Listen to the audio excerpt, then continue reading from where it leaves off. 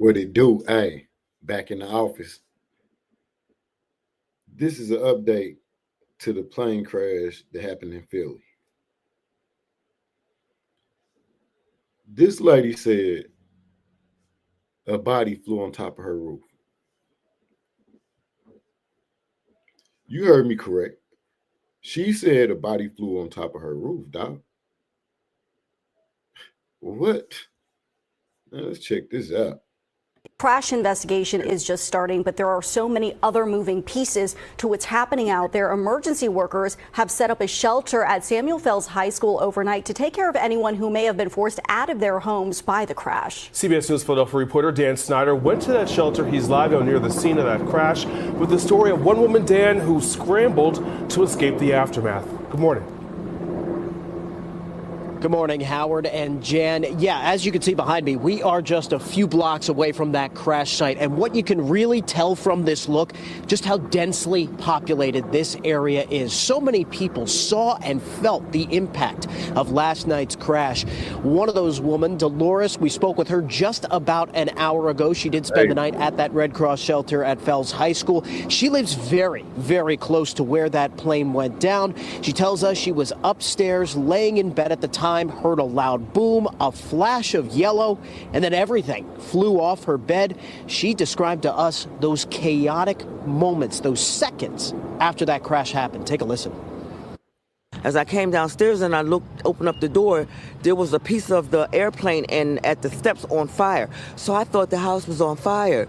So I panicked, looking for my dog. And as I was panically looking for her, I fell out of steps trying to get her because she hid from me. Man, just imagine opening your door and a whole piece of an airplane is sitting at your shit. That is crazy. And then when I went down to the basement, I opened up the back door. The back of the house was on fire. My neighbor's house in the back was totally engulfed in flames.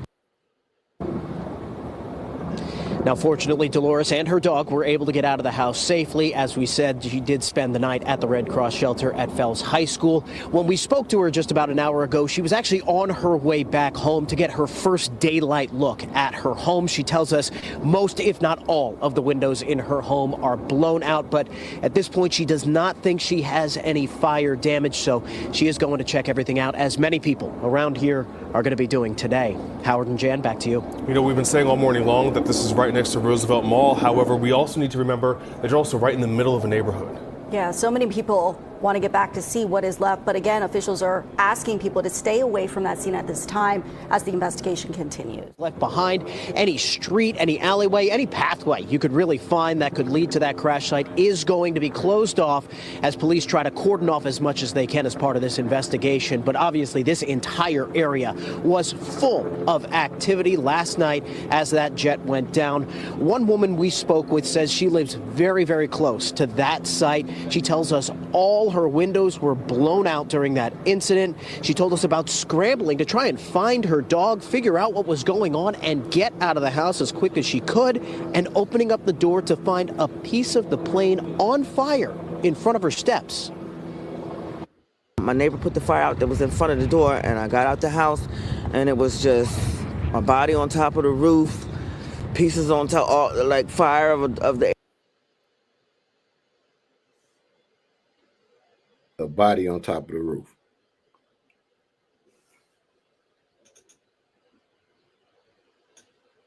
Let's just let that sink in for a minute. You go outside and see a body on the roof. And she started to say it was pieces everywhere, but she corrected and put pieces of planes. You feel me? Like she was about to say body parts everywhere. Because what else could happen in that type of situation? Wow. Airplane all on the ground and stuff. It was very, very terrifying. Like I'm very scared right now. When I got there on the scene, besides the sounds of first responders, it was eerily quiet. No folks were walking, businesses were shuttered, cars were charred. It was a really difficult scene. State Representative Jared Solomon, who you heard from there, he grew up in the neighborhood, he represents this area, and he echoed what we've heard from many people here, that this was just something that was completely unimaginable to them. A plane going down in their neighborhood, never even considered that possibility. He says this is now a time for the community to come together and lend a hand where you can. We'll send it back to you. Wow. That got to be one hell of a traumatic experience, man. Just to even go through that, like, it's crazy. I hope her mind gets stronger, man, but I know she's going to be ruined for a minute after that shit. But, hey, subscribe to the channel right now. Leave your comments, share, all that good shit. Y'all know what it is, man. It's 1942, and we out.